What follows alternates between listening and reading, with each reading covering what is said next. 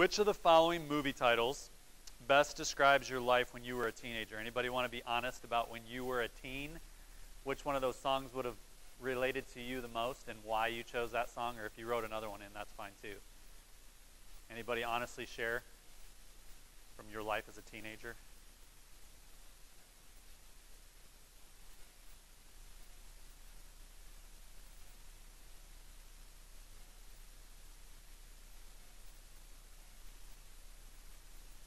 What do you got, Trent?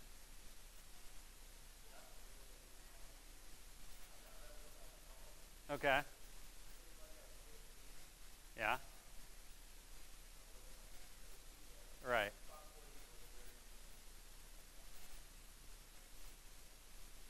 Okay. So Rebel Without a Cause. All right. Anybody else? When you were a teenager,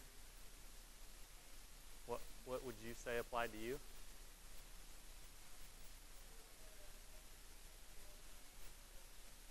Okay.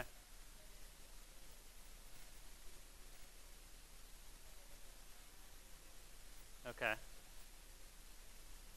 Okay.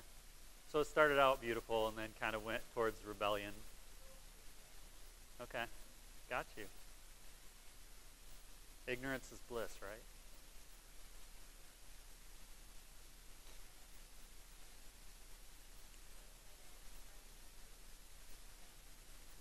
Yeah. What does that mean, Pride and Prejudice for you? Okay. Yeah. Okay. Yeah.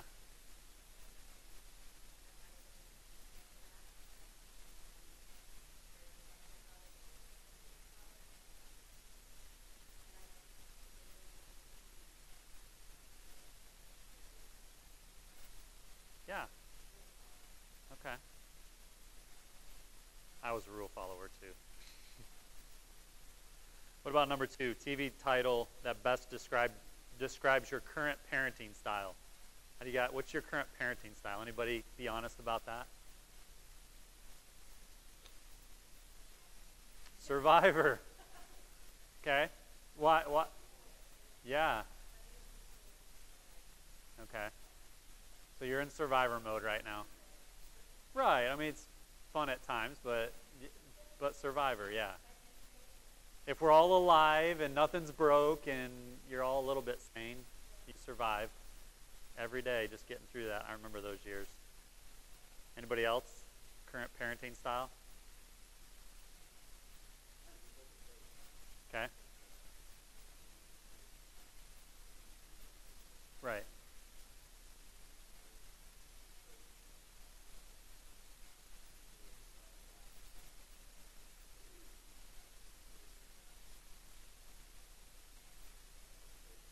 Yeah.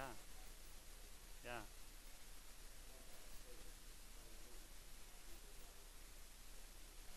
Yeah.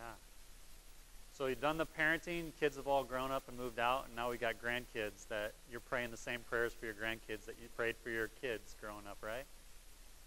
Kind of repetition of some of those same prayers that we prayed when we were younger. Yep. Hope and faith. Good. Any Law and Order people in here? Yeah? Yeah. Yeah. Yeah. Yep. All of you at some point get past the fear factor, right? You got to get past the point of that or it's not going to work. So interaction with your children over the last week, which type of film would it be? Again, we don't all have to share here, but we all have different weeks, right? Where some weeks are a little bit better than others, and some of you have teenagers, some of you don't have teenagers. Michelle and I talked about this last night. She said father knows best, Michelle, and I'm like, yeah, I agree with that. So she said that one for me, father knows best. But I did want you just to begin to think about authority tonight. The Bible has a lot to say about authority, and I'm just going to start by reading a couple of scriptures this evening, because I think when it comes to authority, we all at some point in our lives, if we're honest, struggle with authority, right? You at some point in your life struggled with authority. We struggle with that, and a lot of the reason we struggle is because we've seen a poor example. Maybe we think the authority figure in life more examples of authority, so we didn't respond well to that authority. When we look at some of the political landscape and the authority that we know we're supposed to respect, that can be so difficult to do that at times. Some of you have had really poor examples of authority in your life. Some of you have had really good examples of authority, and I understand that when you've had good authority in your life, it's a lot easier to be under authority when it's positive, right? But when there's negative examples of authority, it can be very, very difficult. And I believe God instituted authority as a good thing, and tonight is all about that. Authority is God instituted authority, and we would be in trouble if we did not have authority in our lives. So the problem comes when our authority doesn't reflect Christ. And the scriptures that speak about authority, it actually talks to that, right? Because we kind of feel like, well, if it's a poor authority, do I still have to respect that authority? You know, our kids talk about that all the time with us, and even politics. Katie came home from school today and was just talking about a debate she saw between Mike Braun and Joe Donnelly, and there's a third lady involved or something. What's her name? She's got, I forget what Katie said her name was, but she's like, Dad, it was just pointless. The entire thing is pointless. Like, nobody said what they believe about anything. They just wanted to make fun of the other person. She's like, I have such a hard time. They just annoy me like crazy. And so we had one of those talks about authority, and what do we do when there's authority in our lives that we don't even really respect? How can I honor that authority, right? And the Bible actually talks in a couple places about that, what we do when we've got authority in our lives that aren't healthy. And so I just want to start with a biblical basis of authority tonight, an understanding of how we're authority. So the first scripture I want to read to you, if you have your Bibles, you can turn there, but it's in 1 Peter chapter 2, and I'm just going to read a couple of verses to 21. And this is, how do we live a godly life in a pagan society? This is what Paul's talking about. So in 1 Peter 2, verses 13 to 21, this is written to people who are living godly lives in a society that is not acting godly. So this is not too different from today, right? We live in a pagan society. But here's what Paul says, or here's what Peter says. Submit yourselves for the Lord's sake to every human authority, whether to the emperor as the supreme authority, or to governors who are sent by him to punish those who do wrong and to commend those who do right. For it's God's will that by doing good you should silence the ignorant talk of foolish people. Live as free people, but do not use your freedom as a cover-up for evil. Live as God's slaves. Show proper respect to everyone. Love the family of believers. Fear God. Honor the emperor. And then he speaks to slaves even. Slaves, in reverent fear of God, submit yourselves to your masters, not only to those who are good and considerate. Wouldn't it be easy if God just said, to those who are good to you and considerate to you, submit to that authority? But he says, submit not only to those who are good and considerate, but also to those who are harsh. For it is commendable if someone bears up under the pain of unjust suffering because they're conscious of God. But how is it to your credit if you receive a beating for doing wrong and endure it? But if you suffer for doing good and you endure it, this is commendable before God. To this you were called because Christ suffered for you, leaving you as an example that you should follow in his steps. So again, following authority, if it's good, consider it, and following authority, even if it's harsh, that God has instituted that authority, and we are to follow that authority. Romans chapter 13. Romans 13. Just a couple of verses that you're probably real familiar with. Romans 13, verses 1 to 2 says this. Let everyone be subject to the governing authorities, for there is no authority except that which, who's established? God. There is no authority except that which God has established. The authorities that exist in our lives have been established by God. Consequently, whoever rebels against the authority is rebelling against what God has instituted, and those who do so will bring judgment on themselves. Again, an understanding of authority and how God instituted authority. Hebrews 13, just a couple more. Hebrews 13, verses 17. I had to read about 4 or 5 of these in case you were not agreeing by the first one or the second one. We'll read a few more. Hebrews 13:17 says this. Have confidence in your leaders and submit to their authority, because they keep watch over you as those who must give an account. Do this so that their work will be a joy, not a burden, for that would be of no benefit to you. I like that idea of they keep watch over you as those who must give an account. At some point, all authority in your life, your authority, your parents' authorities, any authority that you see that is not honoring God with their authority, there will come a day where they will have to give an account before God for that authority. And you are not responsible for that account. They are responsible for that account before God. All right? Titus chapter 3.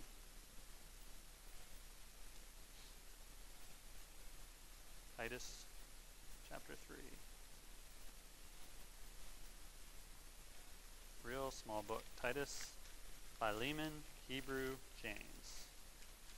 Titus 3, 1-2 says this. Remind the people to be subject to authorities, to be obedient, to be ready to do whatever is good, to slander no one, to be peaceable and considerate, and always be gentle to everyone, okay? Remind the people to be subject to rulers and subject to authorities. And then Ephesians chapter 6, which we'll be focusing on a lot tonight, on verses 1-4. I'm going to read 5-6. The whole point of what we'll be talking about tonight comes from 1-4. Here's what 5 and 6 says.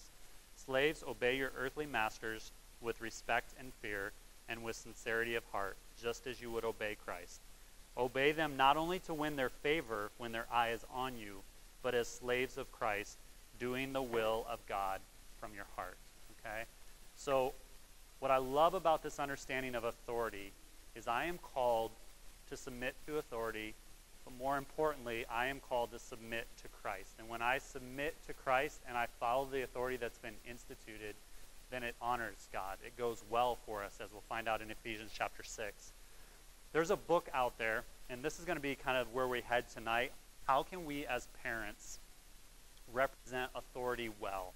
You're going to hear me talk a couple times about a term tonight called ambassadorial parenting.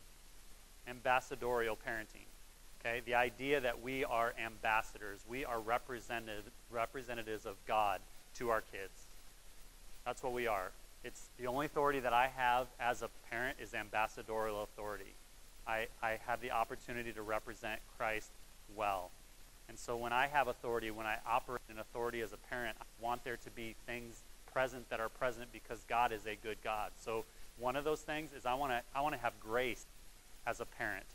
There's a great book out there. I've given you guys resources, and I want to give you resources throughout this class, things you can take away and expound on a little bit deeper. And one book that I actually don't have with me, I actually have it at home. I'm going to show you a little basis of this book and kind of the idea behind this book. It's called Grace-Based Parenting. Has anyone heard of Grace-Based Parenting? It's written by a guy named Tim Kimmel.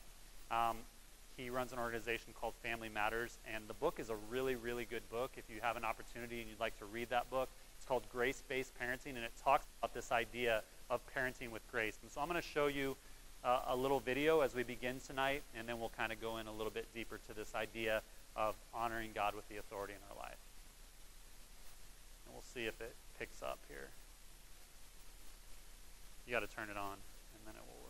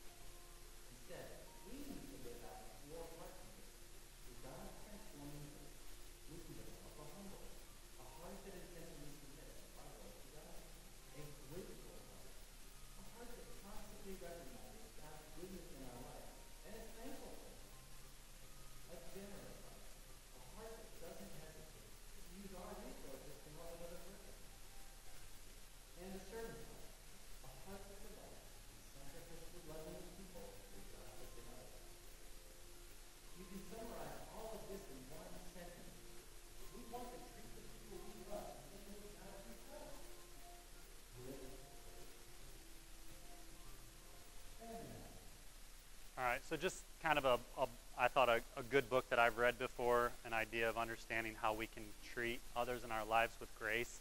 And the thing I think we need to understand about grace is when we talk of grace, and even as a parent when we speak of grace, grace never calls wrong right. But grace is a way of dealing with wrong. So when we talk about parenting, it's not a matter of, show grace so that our kids don't understand. It never will call something that's wrong right, but it is a way of dealing with wrong. And I want you to think about this question tonight. What right here, right now, is God seeking to do in the life of my child, and how I can be a part of it? I mean, throughout this entire series that we're going to talk about, it's questions like this that I want us to reflect on. Like, what is God doing in my child's heart? What is he teaching my child, and how can I be a part of what he's doing in his heart? And this doesn't matter if this is a 1-year-old, a 2-year-old, a 5-year-old, and a 10-year-old. How can I be a part of what God is doing? And it's even funny, Lisa came in, you told me today about just a little interaction with Trevor, the conversation that started kind of at a random point. Could you just kind of share that? I thought it was kind of funny and kind of interesting. But you're getting to practice some of this, so. Yeah. Yeah.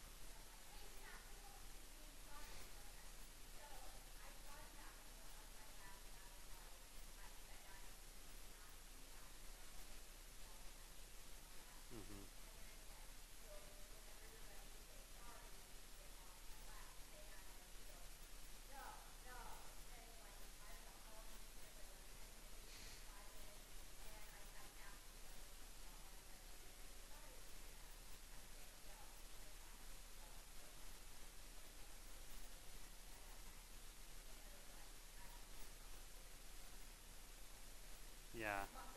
Yeah. Yeah. Yeah.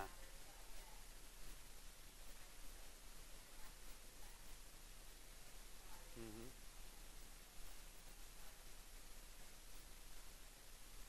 And Trevor's how old?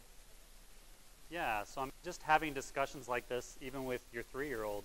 I mean, doesn't it work that way with you as parents too? I mean, do you ever get offended with the other person and you know that you're right and they won't tell you that you're right, and so you get frustrated with them, and the nature of you is just say sorry, just too quickly say I'm sorry, but we recognize that whenever we say sorry to our husband or say sorry to our wives, we want it to be something that we mean, okay? And so sometimes you do have to wait a few minutes, like, really, I'm not sorry right now, but in a few minutes as God deals with my heart, I'll get to a point where I can maybe say, hey, I'm sorry. And I know that as a parent, I've had to learn to say I'm sorry to my kids, and that's a really hard thing to learn. But I mean, as I was preparing and finalizing this today, like, I was reminded again of how often I mess this up. That there are times where I really mess this authority thing up, and there are times where I've had to go to my kids and say, you know what, I didn't operate out of patience there. I operated out of anger and frustration, and I let anger and frustration get the best of me, and I just need to let you know that I'm sorry for that. And I've had to do that a number of times, more than what I even want to do over the years. And then my wife reminds me, well, you also need to do that for me, not just your kids, right? Like, when we are frustrated with each other, we need to operate with grace. We need to operate in patience and not get frustrated. So, but it's not our nature to do that, right? So whether you're an adult or kids, every child coming into the world buys into these two lies. The first is the lie of autonomy. The kid buys into the lie that I am an independent human being and I have a right to live my life the way I want it. Haven't all of your kids at one point bought into that lie? You know what? It's I'm in control, I'm in charge, and you can't tell me what to do. And those times when as a parent you tried to put the peas in your child's mouth, like a pea or a green bean, because that that's healthy for your kids, or a carrot or whatever else. Well, your kids don't agree with that, and they'll close their mouth and like their teeth bite it, so there's no way you're going to get that pea or that green bean, or Kylie, my youngest daughter, has ketchup. There was no way in a million million years she was ever going to let that stuff enter her mouth. Like, I'm in charge. You can't tell me what to do. I can't eat that. I know what's better for my life than you do, right? And I've done food studies, and I know that peas aren't good for me. They don't know that. All they know is that's sarcastic. They haven't done a study, and they do not know that, but they make it appear like they know that, right? Like they know what's best for them. That's the lie of autonomy, that I can do whatever I want, and you'll never get me to do this. And that's why our kids resist you. That's why they resist us.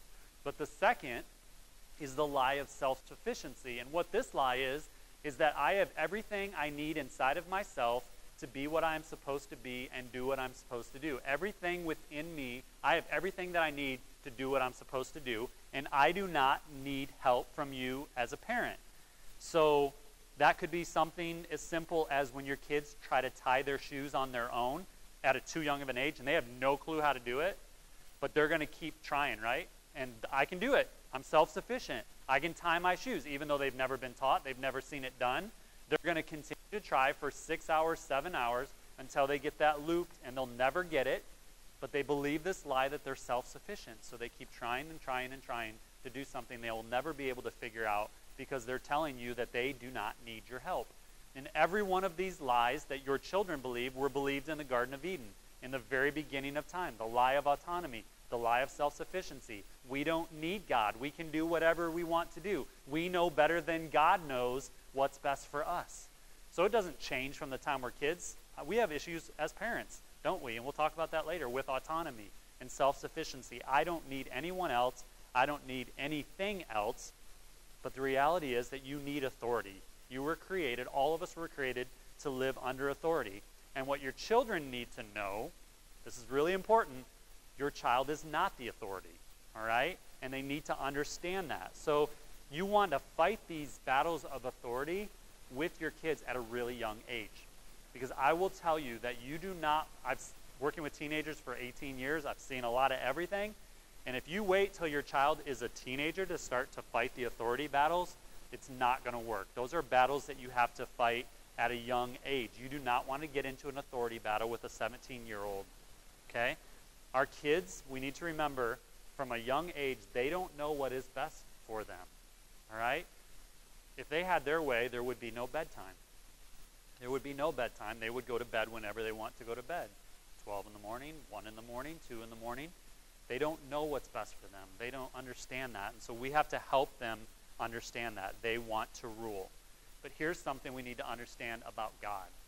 That God, in his love, makes his invisible authority visible in the lives of our children by giving them parents with authority to represent his authority in the lives of children who need authority. So that's a lot of words. But the reason that God has given kids parents is to represent his authority well in their lives in a way that they understand that they need authority. And so your job as a parent is to help represent that well, okay? Because they will believe those lies and they will naturally be resistant to authority. Had any of you guys ever had a kid come out that just naturally wanted to do everything you wanted them to do? Like they said yes they never said no. They never questioned anything. They're just, yes, mommy. You know what's best for me. Thank you. Thank you for that. Like, do any of you have a kid that was like that when they were little? Some are a little bit easier than others maybe, but none of them come out naturally wanting to follow a child. And they talk a lot about strong-willed kids, but I know that every one of my kids, at one point or another, they were strong-willed. They thought that they knew what was best for them. They thought they were the center, and they thought it was about them. And it looks different for each one of our different kids, but we all rebel against authority in some way. This is a pretty old picture of my family. These are my brothers and my sister. And so I'm on the left, and then that's my sister Alicia next to us. This was at her wedding over 10 years ago. It's an old picture. But when I was wanting to show a picture of all of us together, this was the best one I could find. And then that's my brother Scott to the right of her, and my brother Adam to the right of that. Adam's the youngest, so he is the youngest child. He just never really had a personality. He kind of just followed all the other three. He was just the youngest one that was just kind of always there. I don't think he ever did anything wrong, but many times I'm like, I don't even know if he ever did anything. He was just always there. But the three of us on the left, we all had issues with authority, but it played out different for each one of us. So I was like Deb, I was a rule follower. So I would never allow myself to look bad in front of the people that I wanted to think that I was a good kid, okay? But I was very open about letting my mother know that I disagreed with her. I was very argumentative. I was very mean to my mother. Even to this day, I look back and I feel bad about some of the things that I said to her. I was always argumentative. I was always harsh with her. I was always wanting to rebel against what she wanted me to do. Now, it wouldn't be like open rebellion, like I wouldn't go out and do something just to spite her. I just had a mouth because I like to talk, and so I just said things that were not very nice. But I followed the rules, and I didn't do anything that would make people look at me in a bad way. Now, my brother and my sister in the middle, they were a little bit different. They didn't have the outward, I don't care what you think. They didn't get mouthy. But theirs was a lot more internal. They hid a lot of things. Their rebellion was a lot more hidden than mine. I remember my brother, when he was in high school, we kind of had a lot of rules in our home. And so we would try to sneak around, or he would try to sneak around those rules that my mom created. And one of those is we couldn't really have boyfriends or girlfriends over to the house very often. And so what my brother would do is we had a room in the basement, and he would open up, and I didn't even know this till years later, but he would open up the window in the basement, and the girl would crawl in. And there were many nights that she would be there all hours of the night, and my parents didn't have any clue. Now, he never got mouthy with my face-to-face. Things that he did, when mom wasn't looking. My sister was the same way. She never wanted to be open with her rebellion, but she hid a lot of things as well. And all I'm going to say is that no one's rebellion was better than anyone else's. We just kind of all rebelled in a different way, just because that's in our nature to do it. So though it may look different for your kids, but all of your kids, they have that in them, in their heart, to rebel. Didn't you see it when even your kids are really little? And I'll get to this one in a minute. When your kids were, you remember teaching your kids about outlets being dangerous or things like that? Don't touch an outlet, it's dangerous. And then you turn away and you look back and your kid's messing with the outlet. Like anytime you tell them, don't do this, don't do this, don't do this, what's that mean to a kid? When you say don't do this, what it means is you should try this, right? And so they'll go and they'll do this very thing that you tell them what they shouldn't do, because they're rebelling against the authority. That's why there's always that final look. When they look back, right, to see if you're watching, they know what they're doing.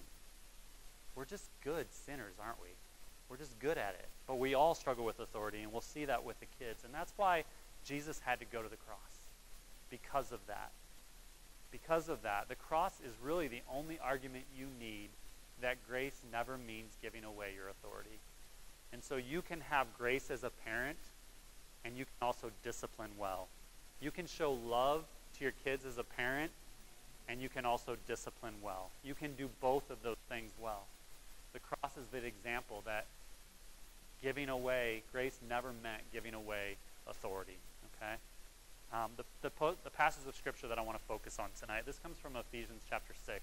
So again, if you have your Bibles, maybe you can just stay there for a minute. I'm going to kind of start at the bottom and then come backwards in regards to kind of sharing some perspective on this. But here's what Ephesians 6 says about authority.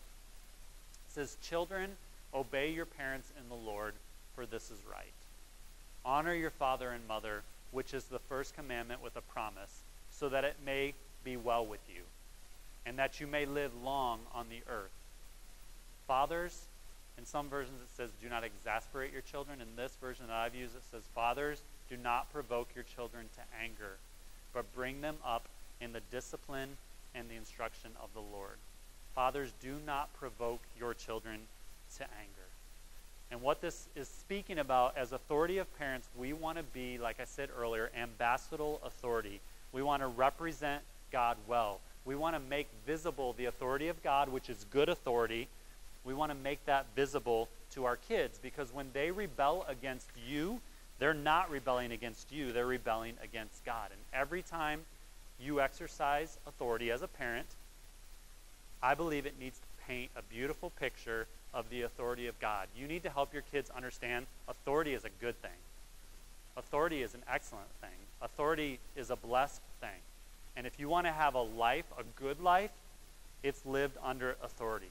And so you as a parent can do one of two things. You can either harden your kid's heart towards authority, or you can soften their hearts to authority. And you can do it by this. You can be unselfish. Anybody ever been unselfish as a parent? There are times where I'm unselfish as a parent. There's many other times when I'm very selfish as a parent. I can be unloving as a parent, or I can be loving. I can be impatient, and many times I've told you this, I've been impatient as a parent, or I can be patient. I can be unkind, or I can be kind. And I have a choice. And so I want to live a life that reflects the authority of God in my kids' lives. And so many times I know that I have done this where I've messed that up, and I want to do better. What are you teaching? What are your children learning about the character of authority by the way that you exercise authority? All right? And I used a couple of examples in your book about our children not being our slaves. And when I say that, I want you to know your kids should participate. Like if you have things that need to be done around the house, when you ask your kids to vacuum the floor, you're not treating them like a slave, okay? When you ask your kids to clear the dishwasher out, you're not treating them. They'll tell you, they may make you think that, like, I'm not your slave. No, that's called work ethic. It's called being a part of a family. Like, this is good. You're not creating slaves when you ask them to do things, be involved around the house, okay? But here's where it actually becomes a problem. If you are a dad like I am, and you love to watch your football game, and you're sitting there in your chair, and you're eating your lunch, and you're drinking your Mountain Dew, or whatever else you're drinking while you're watching the game, and if you're sitting there and it's like, it's on the wrong channel, and your kid is upstairs doing whatever your kid is doing, when you're treating your child like a slave is when you call up the stairs and you say, Aubrey, can you come down here and can you get that remote control for Dad? And they're doing their own thing, but you're just lazy. And you just don't want to get off the couch. And so it's easier for you to call your kid and to have them come downstairs and to grab that remote control and hand it to you on your chair. And the reality is, for me and for you, you need to get off your bottom and you need to get the remote control yourself. So there can be good ways where we ask our kids to be involved in what goes on around the home, and there can also be times where we're lazy or when we don't get it very well. If you're angry, and I've done this, man, I remember when Caitlin was young, Katie gets mad because she's like, you always talk about, I've only got 3 kids, so I don't have a lot to choose from, and they at a younger age that gave us most of the problems, and I remember going into her room, and I remember spanking her, and I remember her looking at me and kind of like laughing, like this is fun. Like, have any of your kids ever done that when you go to discipline them, when you go to spank them, and they kind of just look at you like, that doesn't really hurt? Like, that's really not that big of a deal. And they're kind of like not getting it, and so you're like, I want to make sure they get it, right? So you turn them back over and you spank them harder, and they just kind of look at you like it's deep. There were the times where I'd be in the room, and I remember getting frustrated, and I remember getting a little bit agitated, and I would like spank harder. And then there would be times where God would get a hold of me and he would help me to understand that that had moved from being a thing where I could maybe teach through that discipline to a point where I was in a bad place as a parent and I was disciplining out of anger. And that was abusive. And I didn't want to do that. And so I had to often learn to get out of the room, take a moment, say a quick prayer. God, help me to be able to discipline and love. And I'm struggling to do that right now. But I have something that I want to accomplish that I think will be good for my child, and I'm messing it up by the way that I'm acting right now. So if you're angry, get out of the room and ask for help. I think firmness and discipline can be a beautiful thing when it's done in the right way. It tells us this: children, obey your parents in the Lord, for this is right. So God has called your children to obedience. And in your blanks, obedience means this: a willing submission to the authority of my parents without excuse and without challenge. So let's say you ask Sally, just because I couldn't think of any better name at the moment, you ask Sally to clean her room, and she is screaming at you as she goes to clean her room, right? You ask her to clean her room, and she goes, but she's like yelling the whole way there. Anybody ever had a kid do that? They're yelling the whole time they go to their room, okay? That's not obedience. If they go to their room and they start cleaning if they're screaming at you while they go do that, that's not obedience. It's disobedience because what? Like we talked about before, you don't have the heart. They're just doing it to maybe avoid consequences at the moment, but they don't want to do that. They don't want to follow you. There's no submission in her heart. There's no willingness for her to do it. That's why she's screaming and yelling at you the whole way. So that's when you need to take that child, like Lisa did the other day. You take that child, you sit them down, and you let them know that there's something wrong, right? As a mom, you say, I didn't ask you to do something sinful when I asked you to go clean your room. Like, I didn't do anything wrong. And you're trying to be the mommy of mommy now. Like, you're not doing what you want to do. You think you're the mommy, so you're trying to be the mommy of mommy. And if you do that, then there is no mom. There is no authority. Okay?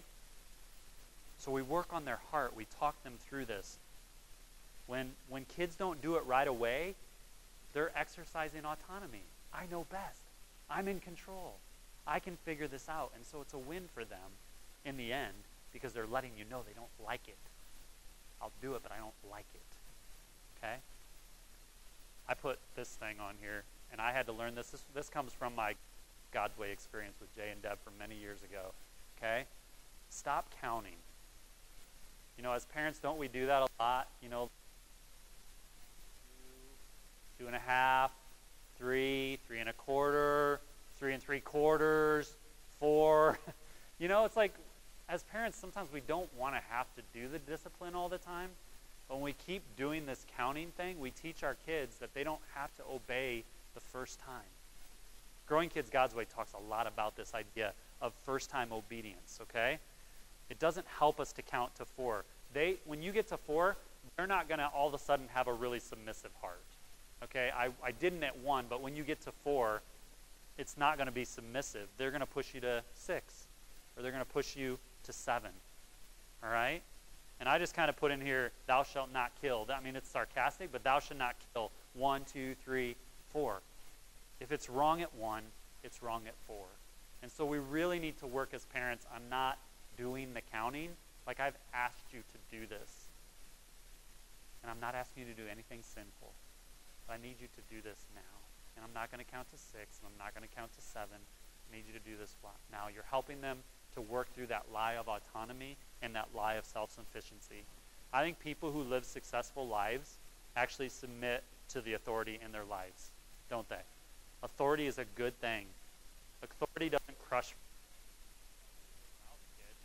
but authority doesn't crush freedom. It doesn't crush identity. It doesn't crush your creativity. Authority is a good thing, and the people who understand that live healthy lives.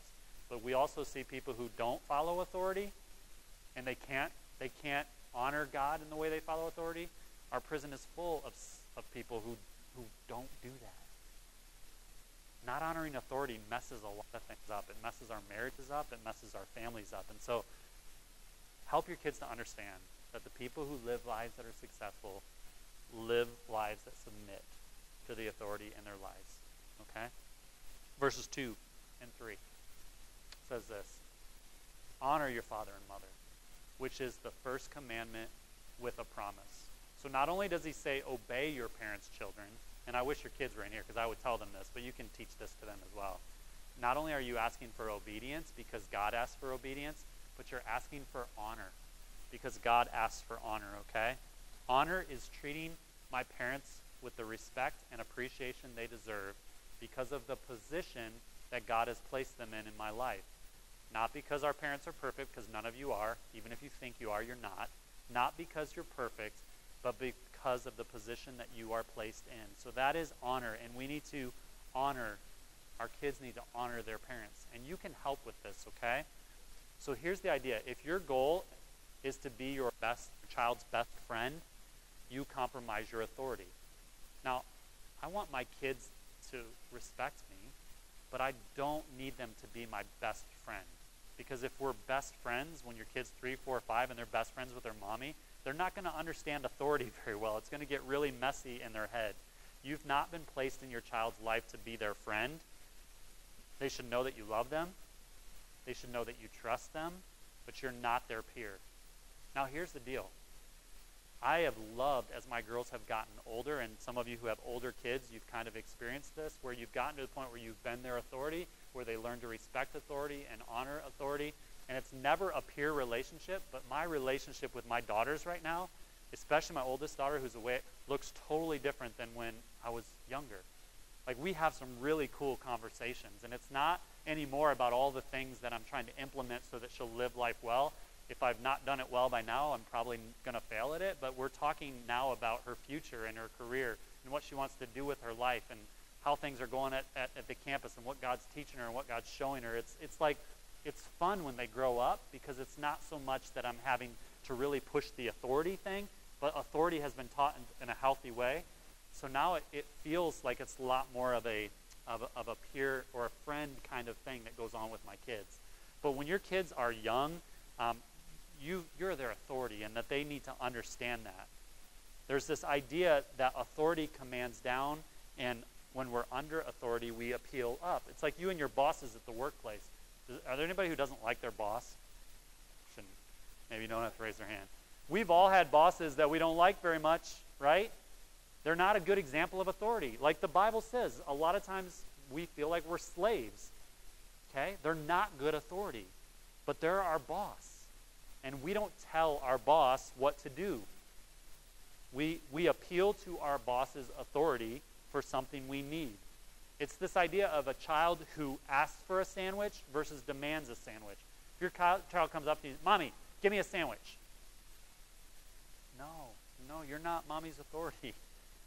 You know, you need to ask politely for that sandwich. You know, Mommy, would you please make me a sandwich? Sounds a lot different than Mommy, give me a sandwich. We need to understand that God he's put authority in our lives, and he's put it in our lives for a very good reason. And I want my kids, whenever we have interactions, I want them to walk away feeling loved, not knocked down. I don't want to harden their hearts. I don't want to slap my kids in anger. I've done that. Okay? That's not biblical discipline. It's violence. I felt convicted of that before. I believe you should spank. The Bible is clear about it, but there does come a point where some kids just, it doesn't work. I mean, my mom was spanking me at 13 years old with meat tenderizers, and it wasn't working. And as a kid, I loved it. When I'm 12 years old, my mom's spanking me.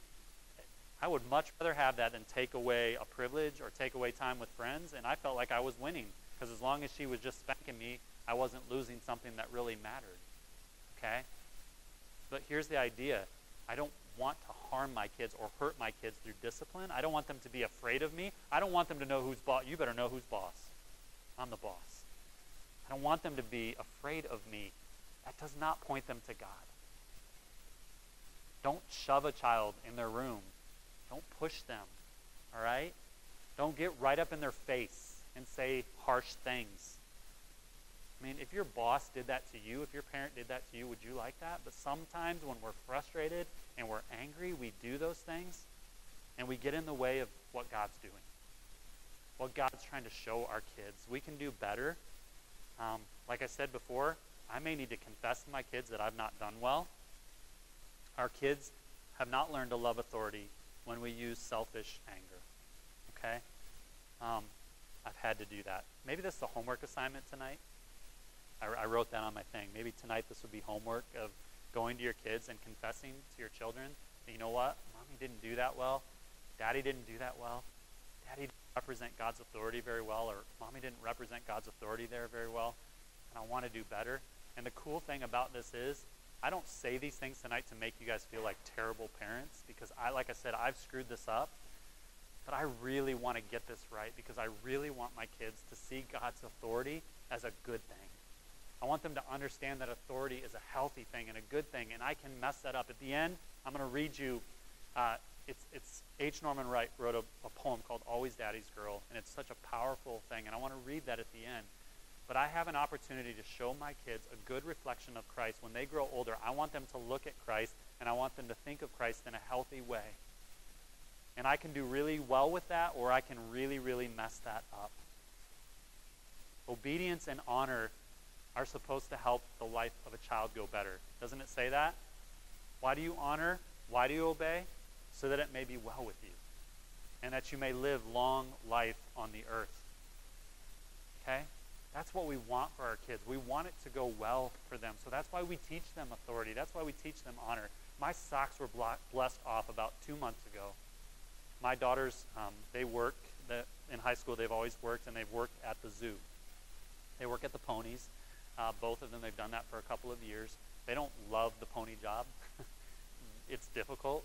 It's hot many, many days. They deal with a lot of annoying people, and they deal with a lot of annoying horses. My daughter this summer had a couple times where the horse just kind of like actually stepped over where they're supposed to stay, and on a couple of occasions with a kid on them, stepped over the barrier and started walking through the zoo, like down where the people walk. Like this happened a couple of times. That my daughters there was a kid on the horse walking where the people are supposed to walk. The horses have bucked people off. The horses have kicked people. It's not an easy place to work all the time. And there have been many days where my daughters come home, Dad, I want to quit. Dad, this is not easy. This is really, really difficult. And I'll say to her, Caitlin, I just want you to know, or Aubrey has done it too, I just want you guys to know that even if you don't love what you're doing, you still can work hard. You still can honor God. You still can show respect, right? And we talk about this. And Byron came up to me a couple of months ago, and he said, I just want you to know your daughters are so respectful of authority. And I was like, it wasn't like I was like, oh, I'm the best dad in the world. I was just like, that's why we've been doing this all the way through, though, of helping them to understand authority and respect authority and work hard. And we fought the battles when we fought them young because we want our daughters to be kids who reflect God well. And so as a parent, we've got to reflect that well. We've got to have those battles now. What kind of authority seeds are you planting in the heart of your child? And what will the harvest be when they're teenagers and get out of the home? So that's what I want you guys to think about is harvest, long term. Remember we talked about not winning in the moment, but winning in the long term, okay? You think too hard as a parent sometimes about winning in the moment, and you don't get what you want in the future. So if you're a dad and a mom and you're screaming at your child or you yank them down the hall, you're not accomplishing that long-term win. You're doing it in the moment, and you don't care that it's wrong. You want them to do something, you'll do whatever you need to do to get it. You know what that is? That's autonomy. And that's wrong. You're ambassadorial authority. You're called to represent the God that you serve well to your kids.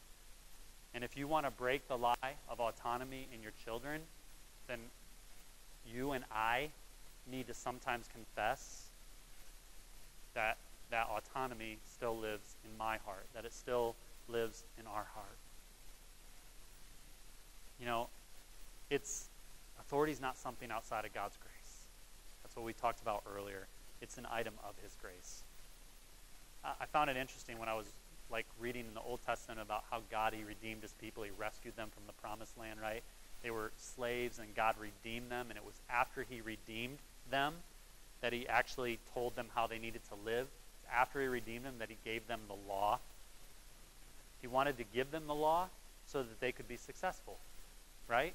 He wanted to give the law to them so that they would be prosperous. So actually when God gave his people the law, it was an example of his grace. It was him helping the people to understand that they were a danger to themselves and that submission to authority was a good thing. God said, I love you so much that I'm going to ask this of you because I know that this will be best for you. And then they rebelled many times, right? The Israelites continued to rebel over and over and over again. But the part that I want us to understand tonight is that quiet words, patient words, kind words, they make authority a lot more consumable for our kids. You know, wrap your authority in the beautiful character of your Redeemer and watch what God will do. And like I said before, there's forgiveness. We mess this up. You mess this up. I mess this up. But I want to do better. God, as a parent, never calls you to the task of parenting without enabling you to be able to do it well. And I know there's a lot of you that just want to give up. It'd just be a lot easier to give up. You don't think you're going to win. You don't think you're ever going to get it right. But when God did the Red Sea experience for his people, and they were at the place where they're like, I don't know how we're going to get out of this. I don't know how we're going to get through this next day. It just ends now. It just stops now. And he made it possible. He made a way to cross through this. You know, you're not called to be parents because you're able. You're called to be a parent because God is able. Weakness is a good thing. I've learned this. Weakness is actually a really, really good thing. I've learned that brokenness and weakness is a healthy thing. And even when I think I'm strong, it's a delusion of strength, because then I say I don't need God, and I act in selfish ways. So I just want to be a parent who does authority well and who operates well, and I think you guys do too, okay? In this next section, I want to share with you some parenting styles, because these are probably the 4 different styles of parenting that you could use in bringing your kids up. And some of you who have parented for quite a while, you might look at this list and you're like, okay, I'm a little bit more of that parent or a little more of that parent. There's one of these that I'm going to tell you is much more healthy than all the other ones. But these are the different types of parenting styles that exist, probably. The first is uninvolved. Uninvolved. The uninvolved parenting style is when a parent neglects their child by putting their own life before the child's life. They most of the time will provide for the child's basic needs, but they don't interact with the child very much. They kind of do their own thing. So if the child has clothes and shoes on their feet and enough food or whatever, they're good with that, but they're not involved in anything else with the kids, right? They're not involved in teaching or training, having conversations with their kid. They're not showing up at their kids' games. They're not investing in them. They're just a pretty uninvolved parent. And as you think of this, you can look back to your life. I mean, did you have a parent, or did one of your parents operate a little bit more like this? Kind of just uninvolved. Not really, they always cared more about their life. They were always at work, never really around. They just really weren't involved in my life as a parent. That is one style of parenting. The second style is permissive parenting. And this is when parents take on the role of a friend rather than, they don't have a lot of expectations of the child. They allow the child to make their own decisions. They just want their kids to like them. And so they let a lot of things go. There's not really a lot of rules in the home. You guys have probably seen kids who have grown up in permissive parenting homes, right? Where it's kind of hands-off kind of thing, and they get whatever they want. They do whatever they want. And it doesn't typically go very well. But that's another style of parenting. And then you have authoritarian parenting. And I know a lot of people who are authoritarian parents. This is a very strict parenting style. High expectations for parents. Like, there's a lot of things I want you to do. There's a lot of rules for you to follow, but there's very little communication. I feel like a lot of times people who have gone off and they've served in the war, they're kind of trained to be a little bit harsh that way. And it's kind of like get in line kind of thing. You're going to follow the rules, but there's not a lot of communication between child and parents. There's not a lot of logical explanation for why you do what you do. They just tell you to do it. I actually have a couple of family members that operate this role. They're prone to some harsh punishments, and they wonder why their kids aren't responding well to authority. It's because it's very authoritarian style of parenting. And the style that I think is one where I want to be, and I think as parents we should be, is a more of a democratic style of parenting, where the parents are attentive, the parents are forgiving, they teach their kids proper behavior, they have a set of rules. Remember what we talked about, if a child fails to follow the rules, there's punishment, there's consequences for their actions, but if followed, there's rewards and reinforcement. So you want our kids to understand that you're the authority in the home, that God instituted authority for a good thing, that you want to represent that well, but there's also love. It's the way that Christ disciplines us and the way God loves us, right? I said this before, but the Lord disciplines those that he loves. Discipline really is a good thing. I'm at the point now in my life where I'm grateful that my parents disciplined me. They taught me those lessons from a young age.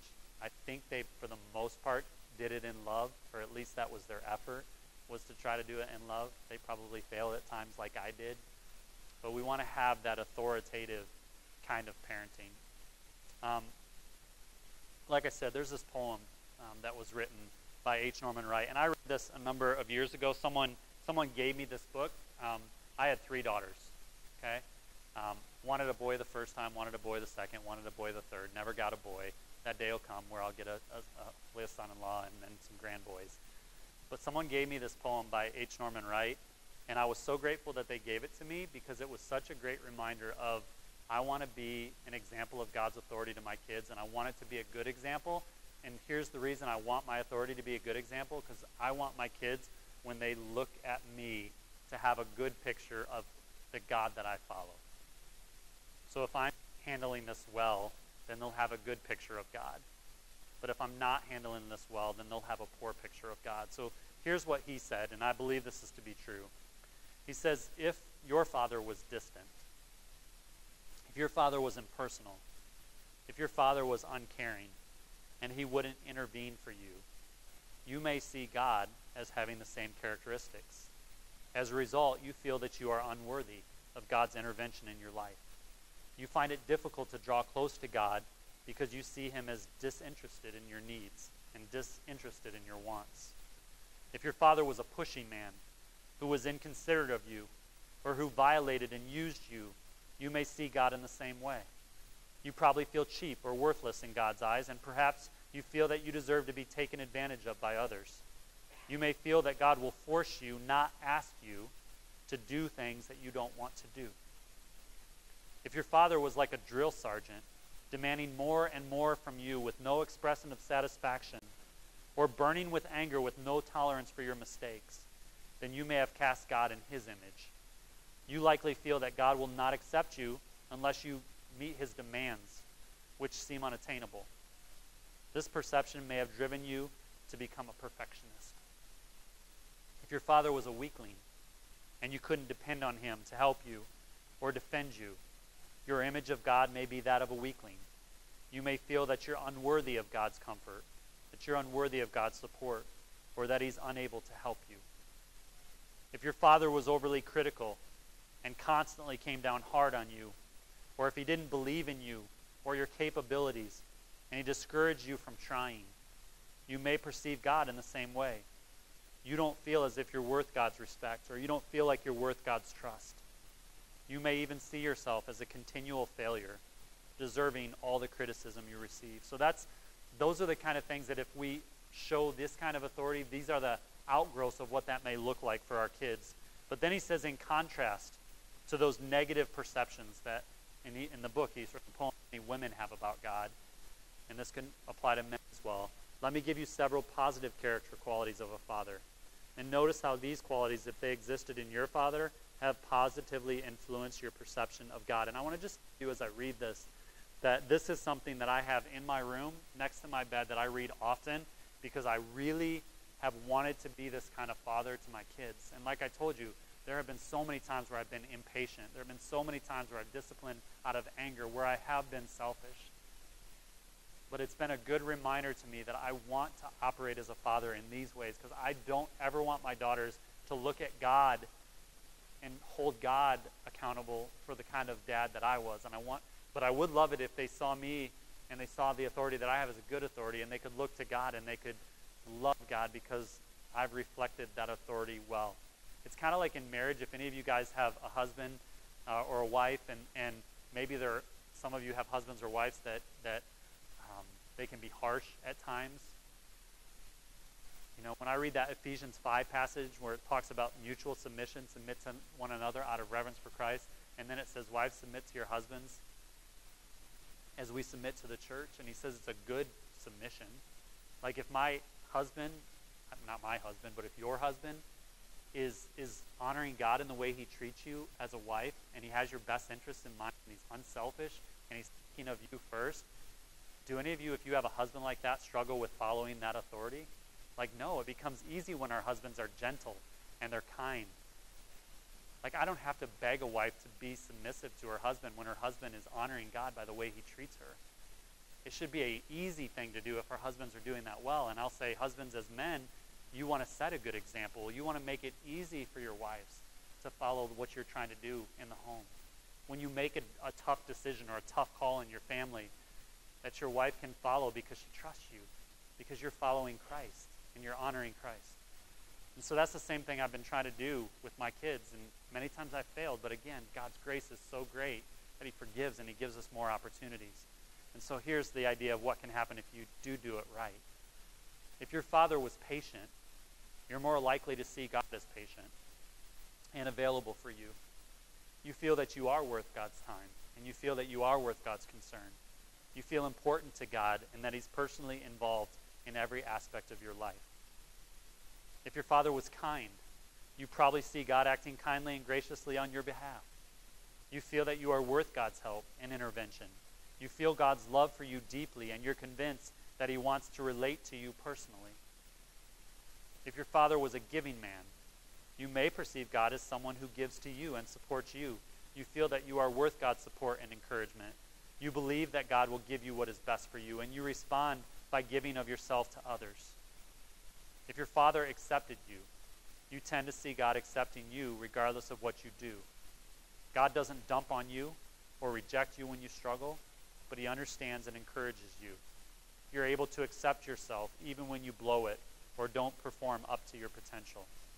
And if your father protected you, you probably perceive God as your protector in life. You feel that you're worthy of being under his care, and you rest in his security. Now, I know as I read through some of those things that some of you, when you look back on your life, you had a father that was more of those first things. And even to this day, sometimes you struggle with your view of God because you experienced some of those things when you were younger.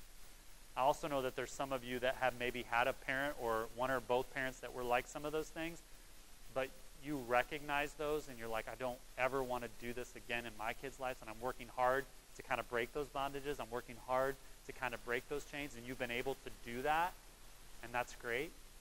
And now it's the 3-generation view, like what do I want to show to my kids, and what do I want those kids to see, and what do I want their kids to see? I mean, I shared with you before, my mom grew up in the first, she had her father wasn't a part of her life. He got divorced at a really young age. He moved away to Florida. She only saw him maybe once or twice a year. For much of her childhood, he was very uninvolved, not involved in her life hardly at all. That was her real father. Her stepfather then, her mother remarried, her stepfather then abused her, sexually abused her for quite a period of her life. For probably about 6 or 7 years, she lived under that. It was very poor authority. It was a very poor example. She felt very unprotected. She started to really struggle in her walk with the Lord because she wanted to seek after God and she wanted to follow God, but her view of authority was really, really messed up for quite a period of time.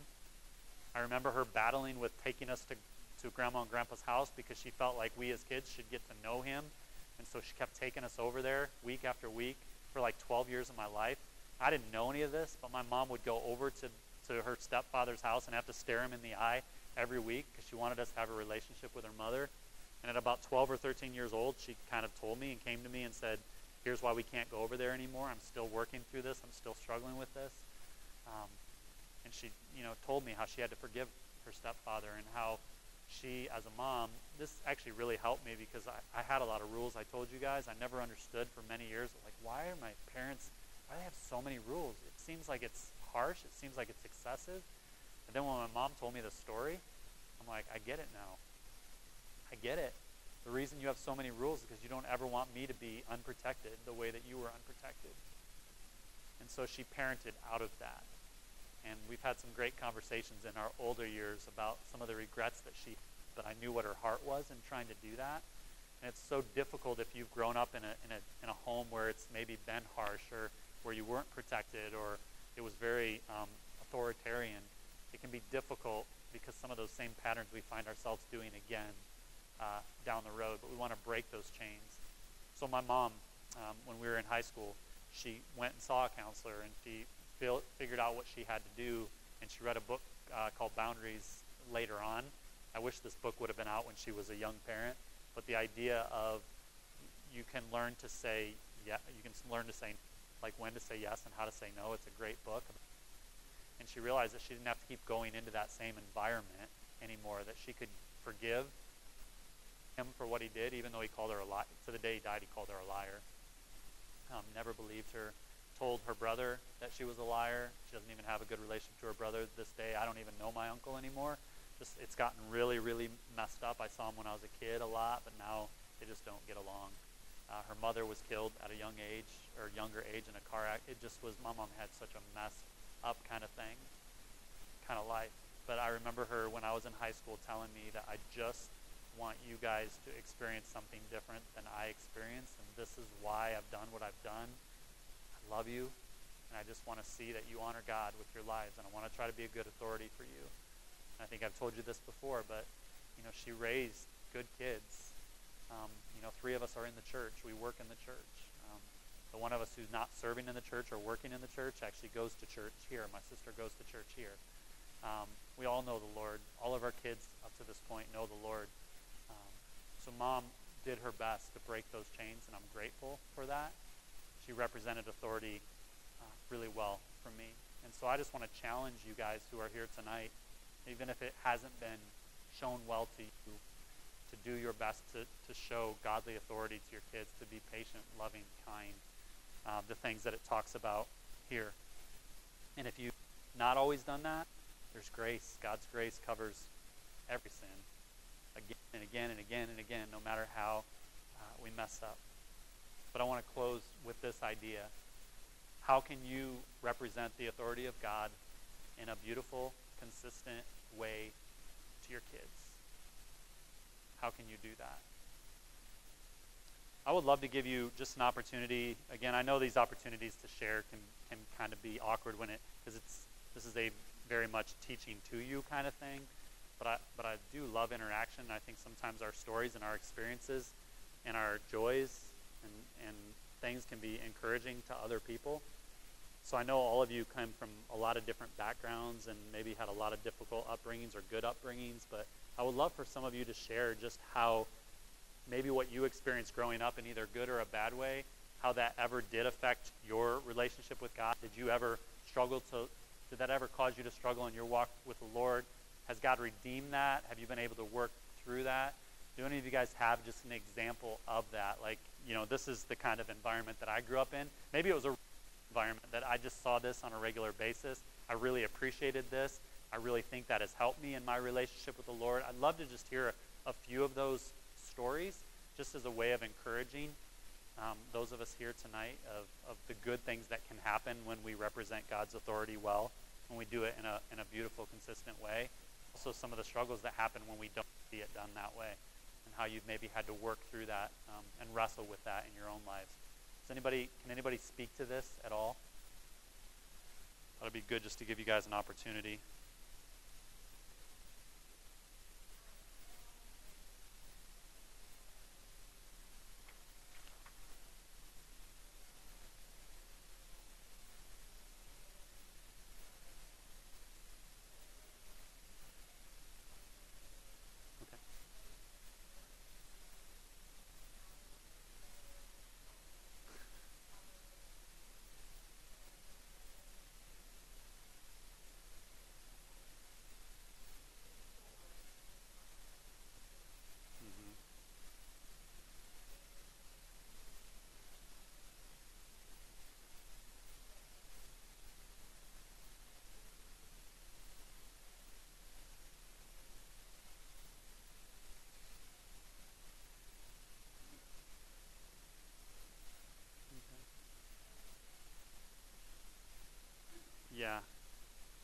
Yeah, I always said my youngest brother I don't think he ever had a rule in his life. Like, it was just kind of like, okay, like, I see what she did with him. I'm like, why didn't, like, I don't get it. Like, how did everything change here? But, so you kind of knew how to get around some of those things and so you don't want to see your daughter you don't want to see that repeated.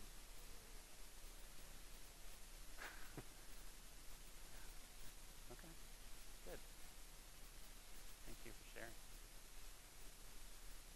else examples of things you experienced growing up and how you've overcome that, or how that's been a good thing for you, something you're carrying on?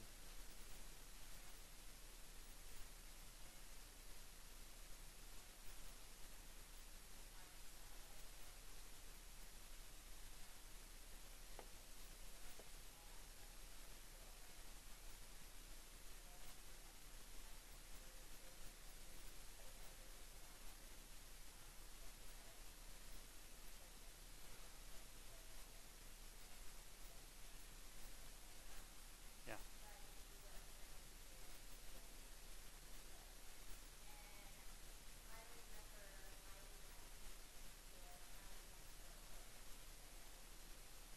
Yeah.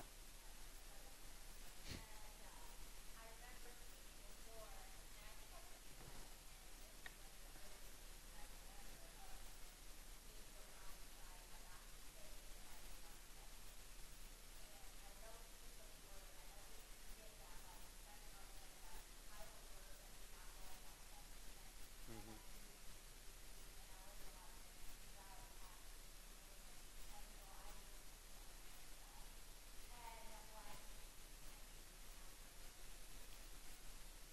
Yeah.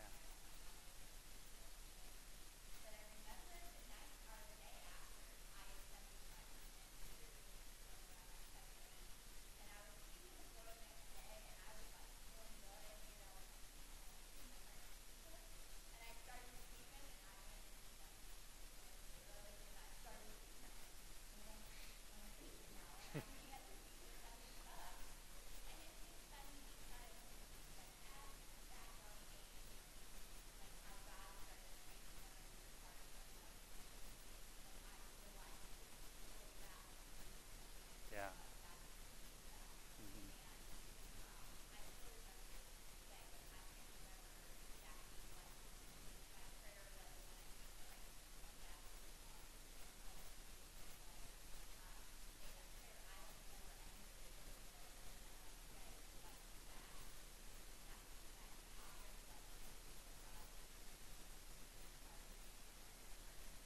Hmm. Yeah. Yep. Yeah. Yeah. Do you ask him to sweep? Do you ask him to sweep the floor? When you do, just make sure you check underneath those rugs in your house. Good. Thanks for sharing. Anybody else like to speak to this?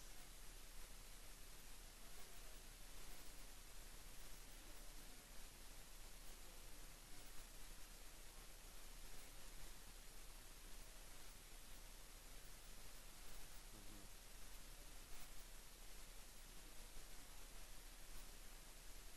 What'd you say? Wow. Yeah.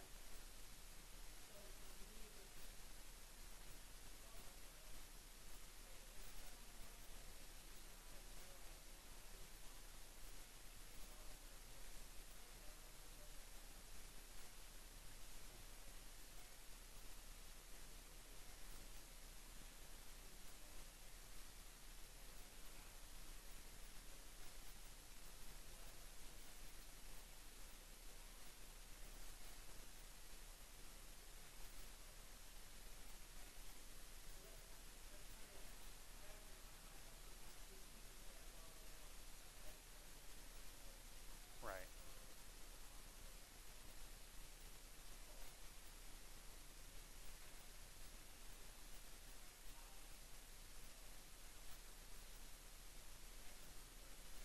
Yeah.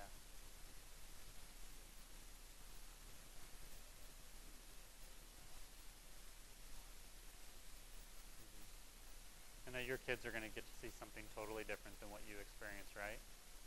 I mean, that's the goal. Yeah. Like to show something different to them, show godly authority to them. I'm sure you don't get it right 100% of the time, but that's what you're working towards, right? Trying to honor God in that way. So that's good. Thank you.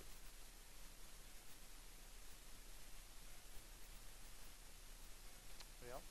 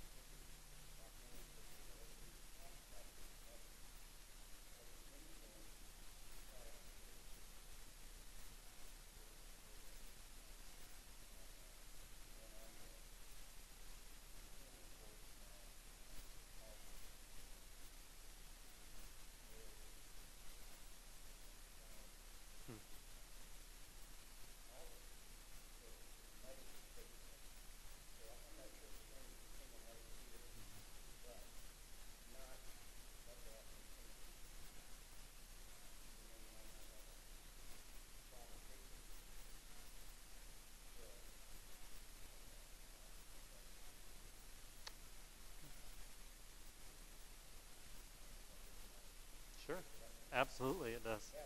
Yeah. Yeah.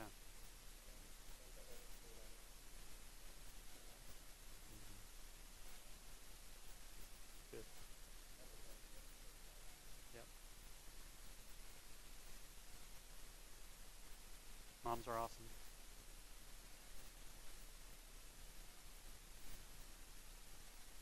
Thanks, Jay. Anybody else? Sometimes it's just good to hear other people just share some of their stories and perspectives and how God's worked in your life. Remind that God redeems and makes good out of, even if we have difficult upbringings, God can redeem that. He can make that right. Anybody else before we wrap it up and pray?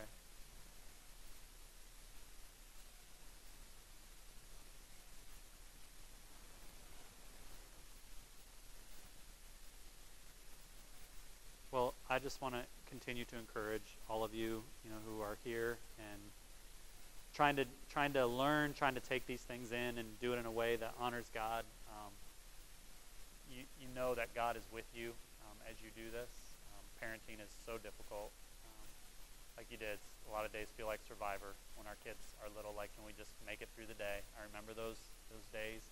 But I also, as a parent who has one in college and one who's a senior and one in 8th grade, and we're kind of getting in the later years, I'm telling you, those things that we learned when we were young, just simple principles like this. I'm so grateful that we sat in those classes and learned these things, because they've really, really helped us. And it doesn't ensure that your kids are going to turn out perfect. I promise you that, because there's many of you who, as parents, you're trying to do these things, and your kids are still going a different direction, and it's because their heart is rebellious, and it's because they have a sin nature, and you may be doing the best that you can do, and they're still kind of running. They're prodigals right now. I just want to encourage you to continue to do what you're doing and believe that in the end it will pay off. I know lots of stories of people who years and years and years later, they've seen some of the fruit of those prayers and the persistence in trying to do the right thing. They've seen that pay off. So it's not always going to go perfect, but if you try to honor God in these ways and you represent a God's authority in beautiful, consistent, kind ways, and you're a good ambassador of Him, it will be worth it. It will pay off for your kids. So I just want to encourage you guys to continue to fight the good fight. Continue to fight the battles, okay? You're not trying to win in the moment. It's long-term harvest. That's what we want to produce, is a long-term harvest in our kids. So hopefully we can continue to all live out these principles and do better, do well as parents, okay? So let's pray. God, I want to thank you for tonight. I want to thank you for the opportunity that we have to be here, to learn about what it means to parent in a biblical way, to parent in a gospel way. Lord, help us as parents tonight to be parents who reflect your authority in beautiful, consistent ways. Not perfect, God. We fail many, many times, but I pray that you would give us the ability to live out some of the things that we're learning, and that we would recognize that we battle with some of the same things our kids struggle with. And so if we want our kids to do better, then we just need to set that example, and sometimes we need to do better. Help us to be parents who show love and who show grace, but also show firmness, and help our kids to understand that authority is good and that discipline is part of that authority. I thank you, God, for parents who disciplined me in love, and I just pray that you would help me to be able to continue to reflect that in my kids. And I pray for each kid that's represented in this room, whether they're prodigal kids or they're kids that are too young to even implement some of these things. Help us to continue to fight these authority battles young, so that in the long run there would be harvest. Pray your blessing upon each one of these parents and grandparents in here, that you would just give us wisdom from above. God, we need your wisdom to do this well. So continue to grace us with that. Give us your wisdom from above. I just pray that as we wrap up some of the things we're talking about, that you would just continue to bless the effort that we put in. Give us a good week, we pray, God. Help us, God, to to represent you well and to honor you in everything that we do and everything that we say. And I just thank you for these things, and I pray these things in Jesus' name. Amen. God bless you guys. Have a great evening.